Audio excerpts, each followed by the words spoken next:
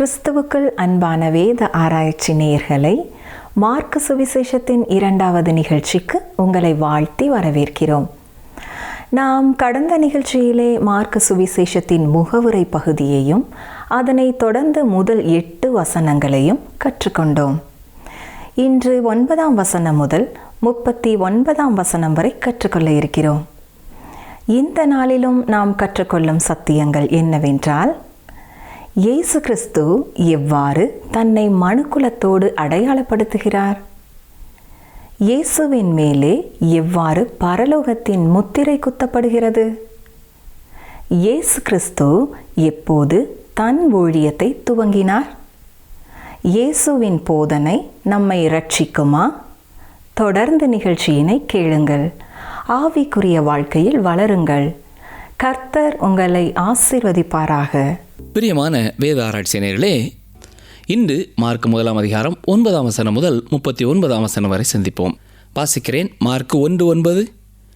அந்த நாட்களில் இயேசு கலிலேயாவில் உள்ள நாசரேத்தூரிலிருந்து வந்து யோர்தான் நதியில் யோவானால் ஞான ஸ்நானம் பெற்றார். மார்க்கு இயேசு கிறிஸ்துவை குறித்து சொல்ல துவங்கும் பொழுதே இயேசு கிறிஸ்து வந்துவிட்டார் என்பதை தெளிவாக சொல்கிறார். அருமையான சகோதரனை சகோதரியே, ஆண்டவராய் இயேசு கிறிஸ்து மீண்டும் ஒரு முறை வரப்போகிறார். இந்த இடத்துல நாம் பார்க்கிறது போல இயேசு கிறிஸ்து கடந்த 30 ஆண்டுகளாக யாரும் அறியாதபடி நாசரேத் ஊரிலே வாழ்ந்து வந்தார். இப்பொழுது வெளிப்படையாக அவர் வந்து ஞான ஸ்நானத்தின் மூலமாக மனுக்குலத்தோடு தன்னை அடையாளப்படுத்திக் கொள்கிறார். ஞாபகம் இருக்கிறதா? மத்திய எழுதின சுவிசேஷம் 3ஆம் அதிகாரம் 15ஆம் வசனத்திலே வாசிக்கும் பொழுது, இப்பொழுது இடங்கொடு, இப்படி எல்லா நீதியையும் நிறைவேற்றுவது நமக்கு ஏற்றதாக இருக்கிறது என்று கூறுகிறார். ஏன் இவ்வாறு இயேசு கூற வேண்டியது இருந்ததென்றால், யோவான் ஸ்நானகன் இயேசுவுக்கு ஞான ஸ்நானம் கொடுப்பதை குறித்து சிந்திக்கவில்லை. மார்க்கு 1ஆம் அதிகாரம் 9ஆம் வசனத்திலே கவனித்தீர்களா? இயேசு என்ற பெயர் பயன்படுத்தப்பட்டிருக்கிறது. இயேசு வந்தார். மார்க்கு எழுதின சுவிசேஷத்திலே இயேசு கிறிஸ்துவின் வேறு எந்த பெயரையும் விட இயேசு என்ற பெயர்தான் அதிகமாக பயன்படுத்தப்பட்டிருக்கிறது. வசனங்கள் 10-11 பாருங்கள். அவர் ஜலத்திலிருந்து கரையேறின உடனே வானம் திறக்கப்பட்டதையும் ஆவியானவர் புறாவை போல் தம்மேல் இறங்குகிறதையும் கண்டார். அன்றியும், நீர் என்னுடைய நேசகுமாரன், உம்மில் பிரியமாயிருக்கிறேன் என்று வானத்திலிருந்து ஒரு சத்தம் உண்டாயிற்று.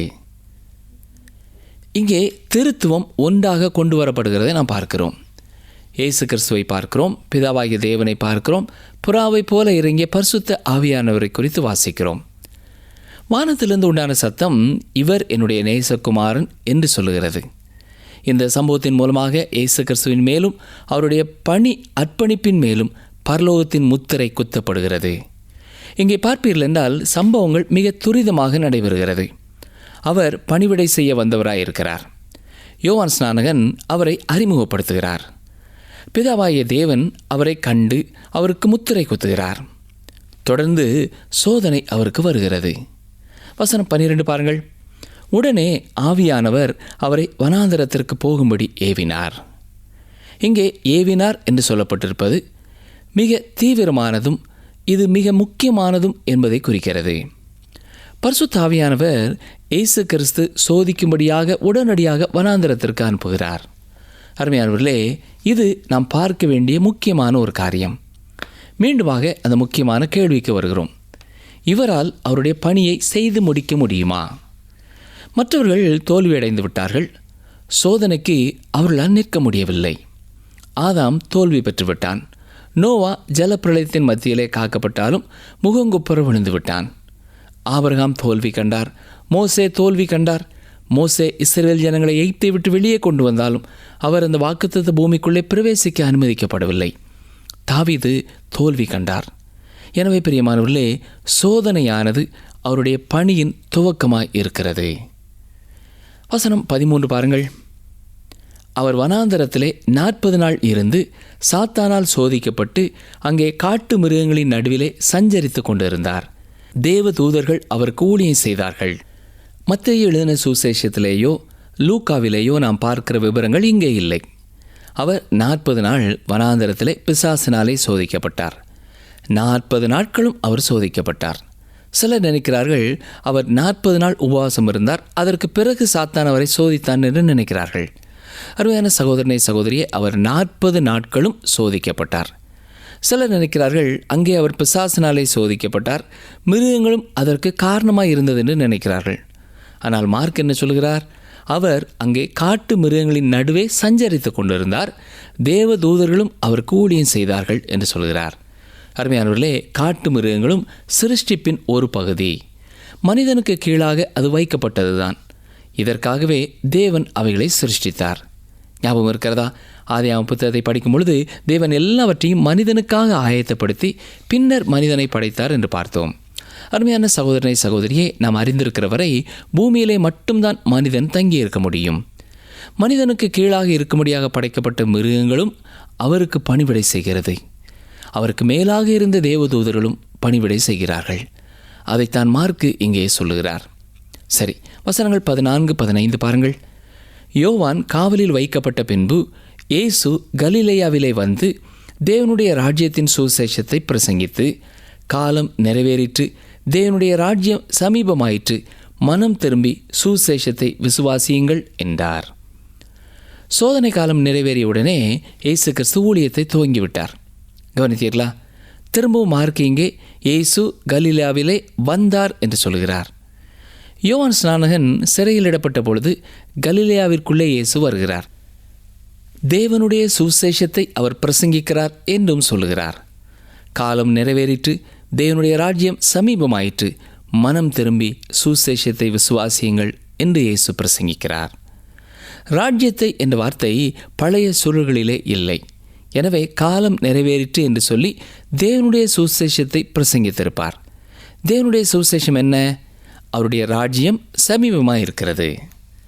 மத்திய எழுதின சுவிசேஷத்திலே பரலோக ராஜ்யம் என்று பார்க்கிறோம்.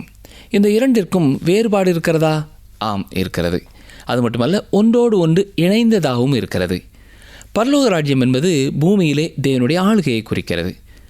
தேவனுடைய ராஜ்யம் என்பது முழு உலகத்தையுமே உள்ளடக்குகிறது. அதாவது பூமி மட்டுமல்லாமல் அவருடைய ஆளுகையின் முழுமையை குறிக்கிறது. எனவே தெளிவாக சொல்ல வேண்டுமென்றால் தேவனுடைய ராஜ்யத்திலே பரலோக ராஜ்யம் இருக்கிறது.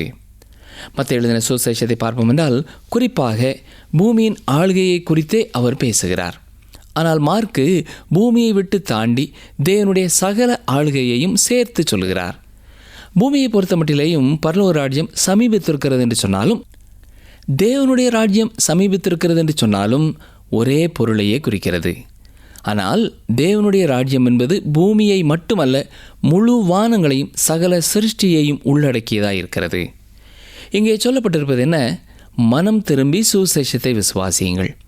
அருமையானவர்களே, மத்திய எழுதின சுவிசேஷத்திலே யோவான் என்ன பிரசங்கித்தாரோ அதே தான் இயேசு கிறிஸ்துவின் செய்தியாகவும் வருகிறது. மனம் திரும்புங்கள், பரலோக ராஜ்யம் சமீபித்திருக்கிறது என்று மத்தேயு 3:2 4:17 நாம் பார்க்கிறோம். ஆனால் அருமையான சகோதரனை சகோதரியே, இன்றைக்கு நாம் கொடுக்கிற செய்திகளிலே நாம் விசுவாசத்தை முன்னாலே வைத்து மனம் திரும்புதலை பின்னாலே வைக்கிறோம். விசுவாசத்தினாலே இயேசு கிறிஸ்துவை நோக்கி ஒருவர் திரும்பும் பொழுது வேறு எதையோ விட்டு திரும்பித்தான் இயேசு கிறிஸ்துவை நோக்கி பார்க்கிறார். அந்த எதையோ விட்டு திரும்புவது தான் மனம் திரும்புதல். அருமையானவர்களே, அந்த ஏதோ ஒன்றிலிருந்து திரும்பாவிட்டால் உண்மையாகவே இயேசு கிறிஸ்துவை நோக்கி அவர்கள் திரும்பவில்லை. உண்மையான இயேசு கிறிஸ்துவை நோக்கி திரும்புதல் இருக்கும் என்றால் வாழ்க்கையிலே ஒரு உண்மையான வித்தியாசம் வெளிப்படும். ஒரு விசுவாசியானவன் ஏதோ ஒன்றிலிருந்து திரும்பி இருக்கிறான் என்பது தெளிவாகும். எனவே அருமையானவர்களே, நீங்கள் இயேசு கிறிஸ்துவை விசுவாசிக்கிறீர்கள் என்று சொல்வீர்கள் என்றால் உண்மையாகவே இயேசு கிறிஸ்து வெறுக்கிற எல்லா காரியங்களிலும் இருந்து நீங்கள் திரும்பி அவரை விசுவாசிக்க ஆரம்பித்திருக்கிறீர்களா என்பதை சற்றே எண்ணி பாருங்கள். உங்கள் வாழ்க்கையிலே ஒரு மாற்றத்தை மற்றவர்கள் காண முடிகிறதா? சரி, இங்கே மிக துரிதமாக சம்பவங்கள் நடைபெறுவதை பார்க்கிறோம். ஏனென்றால் ஏற்கனவே சொன்னேன், ரோமர்கள் எப்பொழுதுமே மிக துரிதமாக செயல்படுகிறவர்களாக இருந்தார்கள். அவர்களுக்காக எழுதப்படுவதனாலே அது அவ்வாறு எழுதப்பட்டிருக்கிறது. அவர்கள் வல்லமை உள்ளவர்களாக அந்நாட்களிலே உலகத்தை ஆண்டு வந்தார்கள். மத்தேயு சமயத்திலே ஈடுபாடு உள்ளவர்களுக்கு எழுதுகிறார். மார்க்கு உறுதியான மனிதர்களுக்காக இதை எழுதுகிறார். லூக்கா சிந்திக்கிறவர்களுக்காக எழுதுகிறார். யோவான் ரட்சிப்பு தேவையான உடைந்து போன மனிதர்களுக்காக எழுதுகிறார். சரி, மார்க் 1 அதிகாரம் 16 முதல் 20 வரை பாருங்கள். அவர் கலிலேயா கடலோரமாய் நடந்து போகையில் மீன் பிடிக்கிறவர்களாய் இருந்த சீமோனும் அவன் சகோதரன் அந்திரேயாவும் கடலில் வலை போட்டு கொண்டிருக்கிற போது அவர்களை கண்டார். இயேசு அவர்களை நோக்கி, என் பின்னே வாருங்கள், உங்களை மனுஷரை பிடிக்கிறவர்களாக்குவேன் என்றார். உடனே அவர்கள் தங்கள் வலைகளை விட்டு அவருக்கு பின் சென்றார்கள். அவர் அவ்விடம் விட்டு சற்று அப்புறம் போனபோது செபதேயுவின் குமாரன் யாக்கோபும் அவன் சகோதரன் யோவானும் படவிலே வலைகளை பழுது பார்த்து கொண்டிருக்கிறதைக் கண்டு உடனே அவர்களையும் அழைத்தார். அப்பொழுது அவர்கள் தங்கள் தகப்பனாகிய செபதேயுவை கூலியாட்களோடு படவிலே விட்டு அவருக்கு பின் சென்றார்கள். கவனித்தீர்களா? 3 பிரத்யேகமான அழைப்பு சீஷர்களுக்கென்று கொடுக்கப்படுகிறது. யோவான் 1 அதிகாரம் 35 முதல் 51 வசனங்களை பார்ப்போம் என்றால், இயேசு கிறிஸ்து எருசலேமிற்கு போனார் என்றும் அங்கே அவர்களை சந்தித்து மொத்தமான ஒரு அழைப்பை கொடுத்தார் என்றும் நாம் பார்க்கிறோம். அவர் எங்கே வாழ்ந்தார் என்று அவர்கள் அறிந்து கொள்ள விரும்பினார்கள். ஏனென்றால் யோவான் ஸ்நானகன் இவர் தேவ ஆட்டுக்குட்டி என்று அவரை அறிமுகப்படுத்திவிட்டார். யோவான் ஸ்நானகனின் சில சீடர்கள் அவருக்கு பின் சென்றார்கள். ஆனால் அவரோடு கூட அவர்கள் தங்கவில்லை. அந்த குறிப்பிட்ட நேரத்திலே அவர்களை தங்கும்படியாக அவரும் கேட்டுக்கொள்ளவில்லை. எனவே கலிலேயா கடலிலே மீண்டுமாக தங்கள் மீன்பிடிக்கும் பணிக்கு திரும்பிவிட்டார்கள். இப்பொழுது இரண்டாவதாக இயேசு கிறிஸ்துவின் ஊழியத்தின் ஆரம்பத்திலே கடற்கரையிலே அவர் சென்று மீன்பிடித்து கொண்டிருக்கிற அவர்களை பார்த்து சீடர்களாக அழைப்பு கொடுக்கிறார். இப்பொழுது அவர்கள் மனிதர்களை பிடிக்கிறவர்களாக இருக்க வேண்டும். ஆனால் லூக்கா எழுதின சுவிசேஷம் 5 அதிகாரம் முதல் 11 வசனங்களை வாசித்து பார்ப்போம் என்றால், அவர்கள் மீண்டுமாக மீன்பிடிக்க சென்று விட்டார்கள் என்றே பார்க்கிறோம். மூன்றாவதாக கடைசியாக அவர்களை அப்போஸ்தலர்களாக அவர் அழைக்கிறார். இதுதான் மார்க் 3 அதிகாரம், மத்தேயு 10 அதிகாரம், லூக்கா 6 அதிகாரத்திலே சொல்லப்பட்டிருக்கிறது.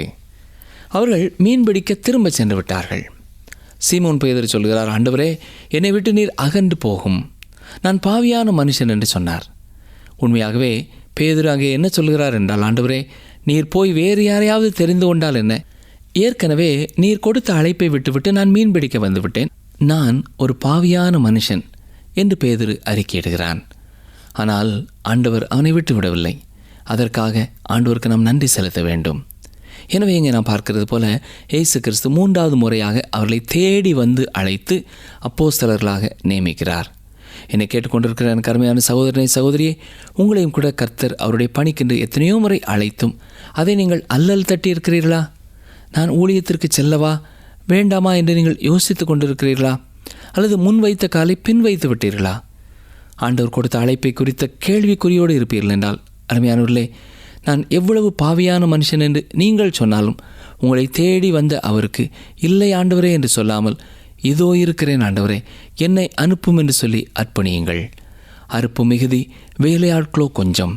இன்றைக்கு சிறுவர்கள் மத்தியிலே ஊழியம் செய்வதற்கு ஆட்கள் தேவை. வாலிபர்கள் மத்தியிலே ஊழியம் செய்வதற்கு ஆட்கள் தேவை. கர்த்தரை அறியாதவர்கள் மத்தியிலே அவரை போல அறிவிக்க ஆட்கள் தேவை. ஒவ்வொரு மொழி பேசுகிற மக்கள் மத்தியிலையும் கர்த்தர் இப்படிப்பட்ட அநேகரை அனுப்ப ஆயத்தமுள்ளவராயிருக்கிறார். மார்க் 1 அதிகாரம் 21 வசனத்தை பாருங்கள். பின்பு கப்பர்நகூமுக்கு போனார்கள். உடனே அவர் ஓய்வு நாளில் ஜெப ஆலயத்தில் பிரவேசித்து போதகம் பண்ணினார்.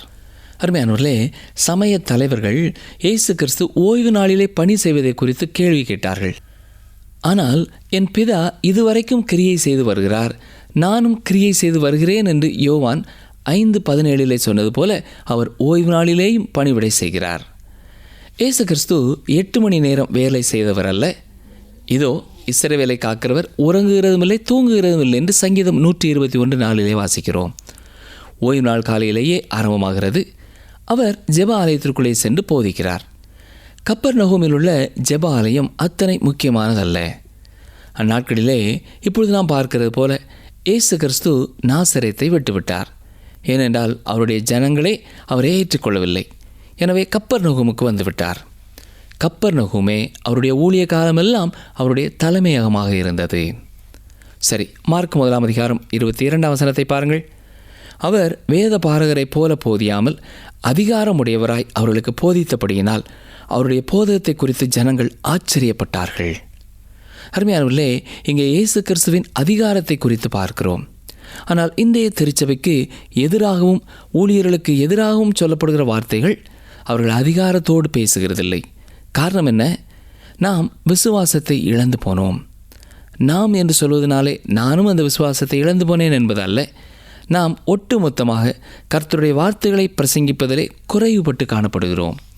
கர்த்தருடைய வசனத்திலிருந்து கற்றுக் கொடுப்பதிலே குறைவுபடுகிறோம். இது சத்தியத்தை விட்டு விலகி போகிறதாகவும் பிரசங்க பீடத்திற்கும் கர்த்தருடைய வார்த்தைக்கும் இடைவெளி விழுந்தது போலவும் இருக்கிறது. அந்த நாட்களிலேயும் ஜெப ஆலயங்களிலே ஆவிக்குரிய காரியங்கள் எதுவும் மக்களுக்கு கொடுக்கப்படவில்லை. எனவே இயேசு கிறிஸ்து வந்து பேசிய பொழுது அவருடைய போதகத்தை குறித்து அவர்கள் ஆச்சரியப்படுகிறார்கள். மார்க் 1 23-24 வசனங்களை பாருங்கள். அவர்களுடைய ஜெப ஆலயத்திலே அசுத்த ஆவியுள்ள ஒரு மனுஷன் இருந்தான். அவன், ஐயோ, நசரேனாகிய இயேசுவே, எங்களுக்கும் உமக்கும் என்ன? எங்களை கெடுக்கவா வந்தீர்? உம்மை இன்னார் என்று அறிவேன், நீர் தேவனுடைய பரிசுத்தர் என்று சத்தமிட்டான். மார்க்குவிலே சொல்லப்பட்டிருக்கிற முதல் அற்புதம் ஆவி உலகம் தொடர்பானது. தேவாதி தேவன் ஒருவரே அதை தனது கட்டுப்பாட்டிற்குள்ளே வைத்திருக்கிறார். பிசாசுகளையும் தனது கட்டுப்பாட்டிற்குள்ளேயே அவர் வைத்திருக்கிறார். ரோம சாம்ராஜ்யத்திலே பிசாசுகள் மிகவும் தாண்டவமாடியது என்பதற்கான சரித்திர சான்றுகள் அநேகம் உண்டு.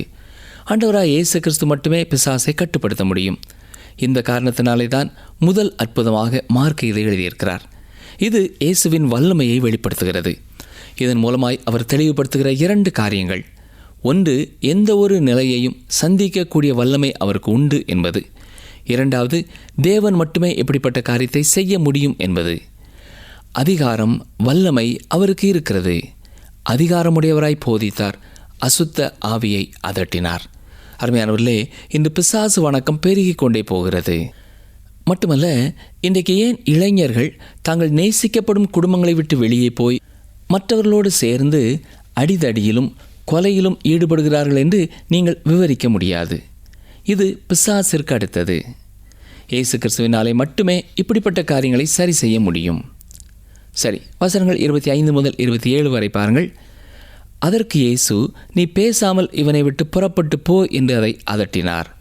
உடனே அந்த அசுத்த ஆவி அவனை அலக்களித்து மிகுந்த சத்தமிட்டு அவனை விட்டு போய்விட்டது. எல்லாரும் ஆச்சரியப்பட்டு, இது என்ன? இந்த புதிய உபதேசம் எப்படிப்பட்டது? இவர் அதிகாரத்தோடு அசுத்த ஆவிகளுக்கும் கட்டளையிடுகிறார், அவைகள் இவருக்கு கீழ்ப்படுகிறதே என்று தங்களுக்குள்ளே ஒருவரோடு ஒருவர் சொல்லிக் கொண்டார்கள். அருமையானவர்களே, இயேசு கிறிஸ்து தமது வல்லமையையும் அதிகாரத்தையும் போதனையிலும் அற்புதத்திலும் வெளிப்படுத்தும் பொழுது அவர்களால் புரிந்து கொள்ள முடியவில்லை. வசனம் 28, அது முதல் அவருடைய கீர்த்தி கலிலேயா நாடெங்கும் பிரசித்தமாயிற்று. இந்த வசனத்தின் மூலமாக அதே நாள் ஒருவேளை மத்தியானம் நடைபெற்ற ஒரு சம்பவத்திற்கு நம்மை எடுத்துச் செல்கிறார். மார்க் 1-29 வரை உள்ள வசனங்களை பார்த்தால், சீமோனுடைய வீட்டிற்கு தனது சீஷர்களோடு இயேசு செல்கிறார். சீமோனுடைய மாமி அங்கே சுகவீனமாயிருக்கிறாள். அவளுடைய கையை பிடித்து அவளை தூக்கிவிட்டார். உடனே ஜுரம் அவளை விட்டு நீங்கிட்டு அவள் அவர்களுக்கு பணிவிடை செய்தாள். மீண்டுமாக இயேசு கிறிஸ்து தமது வல்லமையை வெளிப்படுத்துவதை பார்க்கிறோம். வசனம் 32 பாருங்கள். சாயங்காலமாகி சூரியன் அஸ்தமித்த போது சகல பிணியாளிகளையும் பிசாசு பிடித்தவர்களையும் அவரிடத்தில் கொண்டு வந்தார்கள். சாத்தான் ஒருவன்தான், ஆனால் பிசாசுகள் அநேகம் உண்டு. 33-34 வசனங்களையும் பாருங்கள். பட்டணத்தார் எல்லாரும் வீட்டு வாசலுக்கு முன்பாக கூடி வந்தார்கள். பலவிதமான வியாதிகளினால் உபத்திரவப்பட்டிருந்த அநேகரை அவர் சொஸ்தமாக்கி அநேகம் பிசாசுகளையும் துரத்திவிட்டார். அந்த பிசாசுகள் தம்மை அறிந்திருந்தபடியால் அவைகள் பேசுகிறதற்கு அவர் இடம் கொடுக்கவில்லை. மத்தேயுவை போல மார்க்கவும் இயேசு பலவிதமான வியாதிகளினாலே உபத்திரவப்பட்ட அநேகரை சொஸ்தமாக்கினார் என்பதை 33-34 வசனங்களிலே சொல்லியிருக்கிறார். என்றாலும் இயேசு கிறிஸ்து குணமாக்கிய எல்லாரையும் குறித்து நமக்கு விவரமாக சொல்லப்படவில்லை. அருமையானவர்களே, பிசாசுகள் இயேசு கிறிஸ்துவை இனம் கண்டுகொள்ளுகிறது. யார் என்று அவரை அறிந்து அவரை விசுவாசிக்கிறது. என்றாலும் அவை ரட்சிக்கப்படுகிறதில்லை. ஒரு நாளிலே நடைபெற்ற அநேக சம்பவங்களை வாசித்தோம். எனவே அடுத்த நாள் காலையிலே வெகு நேரம் அவர் தூங்குவாரோ என்று நாம் யோசிக்கலாம். ஆனால் இங்கே நான் வாசிப்பது என்ன? பாருங்கள், மார்க் 1:35. அவர் அதிகாலையில் இருட்டோடு எழுந்து புறப்பட்டு வனாந்தரமான ஓரிடத்திற்கு போய் அங்கே ஜெபம் பண்ணினார். எனக்கு அருமையான சகோதரனே, சகோதரியே, ஊழியத்திலே இருக்கிறவர்களும் அதிகமாக பணி செய்கிற காலங்களிலேயும் மறுநாள் தங்களுடைய ஜெப நேரத்தை இழந்து போகக்கூடாது. வசனங்கள் 36-39 வரை பாருங்கள். சீமோனும் அவனோடே இருந்தவர்களும் அவரை பின்தொடர்ந்து போய் அவரை கண்டபோது உம்மை எல்லாரும் தேடுகிறார்கள் என்று சொன்னார்கள். அவர்களை அவர் நோக்கி, அடுத்த ஊர்களிலும் நான் பிரசங்கம் பண்ண வேண்டுமாதலால் அவ்விடங்களுக்கு போவோம் வாருங்கள், இதற்காகவே புறப்பட்டு வந்தேன் என்று சொல்லி கலிலேயா நாடெங்கும் அவருடைய ஜெப ஆலயங்களில் அவர் பிரசங்கம் பண்ணி கொண்டும் பிசாசுகளை துரத்தி கொண்டும் இருந்தார். அருமையான சகோதரனை சகோதரியே, இது நற்செய்தியின் ஆரம்பம். ரட்சிப்பு என்பதற்காக அவர் ஜனங்களை போதித்து ஆயத்தப்படுத்தி கொண்டு இருந்தார். அவருடைய மரணத்தினாலும் உயிர்த்தெழுதலினாலுமே ரட்சிப்பு வருகிறது. அவருடைய போதனை யாரையும் ரட்சிக்காது. அவர் சிலுவையிலே செய்து முடித்ததை நம்மை ரட்சிக்கும். கவனித்தீர்களா? கலிலேயா எங்கும் அவர் ஜெப ஆலயங்களிலே பிரசங்கித்து கொண்டும் பிசாசுகளை துரத்தி கொண்டும் இருந்தார். மீண்டும் மீண்டுமாக பிசாசுகளை துரத்துவதை குறித்து பார்க்கிறோம்.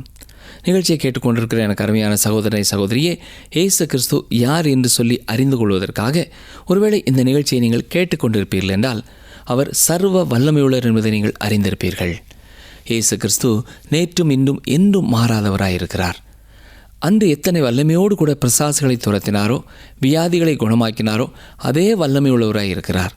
ஆனால் மனிதருடைய வாழ்க்கையிலே விசுவாசமானது குறைந்து கொண்டே செல்வதனாலே அநேகர் தன்னுடைய வாழ்க்கையிலே அவருடைய அற்புதத்தை பெற்றுக்கொள்ள முடியாதவர்களாய் இருக்கிறார்கள். நிகழ்ச்சியை கேட்டுக்கொண்டிருக்கிற அருமையானவர்களே, கர்த்தராகிய இயேசு கிறிஸ்துவை விசுவாசியுங்கள். அவரை விசுவாசித்து உங்கள் இரட்சகராக நீங்கள் அவரை ஏற்றுக்கொள்ளும் பொழுது நீங்கள் அவருடைய பிள்ளைகளாகிறீர்கள். நீங்கள் அவருடைய பிள்ளைகளாக இருக்கும் பொழுது பிசாசின் சக்திகளுக்கு நீங்கள் பயப்பட தேவையில்லை. ஏனென்றால் உலகில் இருக்கிறவனிலும் உங்களில் இருக்கிறவர் பெரியவர் என்று கர்த்தருடைய வசனம் சொல்கிறது. நீங்கள் விசுவாசித்து அவரை ஏற்றுக்கொள்ளும் பொழுது பாவமான காரியங்களை விட்டு மனம் திரும்பி அவரை ஏற்றுக்கொள்கிறீர்கள். நேயர்களே, இந்த நாளிலும் நாம் கற்றுக்கொண்ட சத்தியங்கள் என்ன? மத்தேயு சமயத்திலே ஈடுபாடு உள்ளவர்களுக்காக எழுதுகிறார். ஆனால் மார்க்கு உறுதியான மனிதர்களுக்காக எழுதுகிறார். லூக்கா சிந்திக்கிறவர்களுக்காக எழுதுகிறார். யோவான் ரட்சிப்பு தேவையான உடைந்து போன மனிதர்களுக்காக எழுதுகிறார். இயேசு கிறிஸ்து மூன்றாவது முறையாக சீடர்களை தேடி வந்து அழைத்து அவர்களை அப்போஸ்தலர்களாக நியமிக்கிறார். அதிகாரமும் வல்லமையும் உடையவராக இயேசு இருந்தார்.